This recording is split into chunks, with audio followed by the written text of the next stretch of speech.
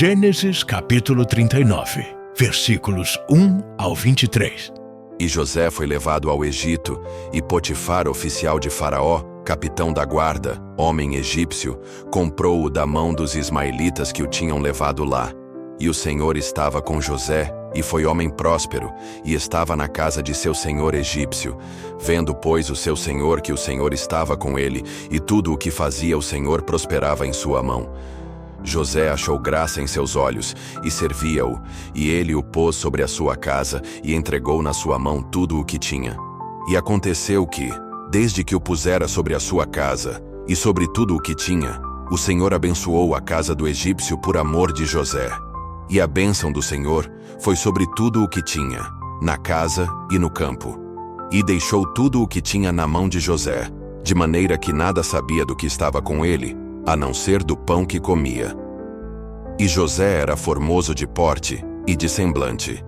E aconteceu depois destas coisas que a mulher do seu senhor pôs os seus olhos em José e disse: Deita-te comigo. Porém ele recusou, e disse à mulher do seu senhor: Eis que o meu senhor não sabe do que há em casa comigo, e entregou em minha mão tudo o que tem. Ninguém há maior do que eu nesta casa, e nenhuma coisa me vedou, senão a ti, porquanto tu és sua mulher. Como, pois, faria eu tamanha maldade, e pecaria contra Deus?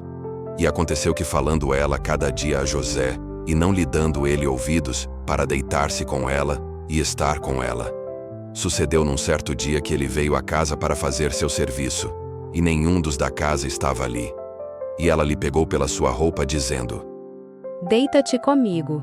E ele deixou a sua roupa na mão dela, e fugiu, e saiu para fora. E aconteceu que, vendo ela que deixara a sua roupa em sua mão, e fugira para fora, chamou aos homens de sua casa, e falou-lhes, dizendo: Vede, meu marido trouxe-nos um homem hebreu para escarnecer de nós. Veio a mim para deitar-se comigo, e eu gritei com grande voz. E aconteceu que, ouvindo ele que eu levantava a minha voz e gritava, deixou a sua roupa comigo, e fugiu, e saiu para fora.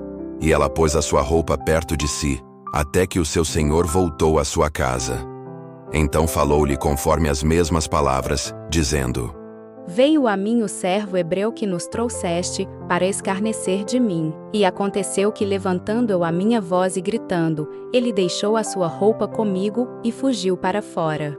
E aconteceu que, ouvindo o seu senhor as palavras de sua mulher, que lhe falava, dizendo: Conforme a estas mesmas palavras me fez teu servo, a sua ira se acendeu.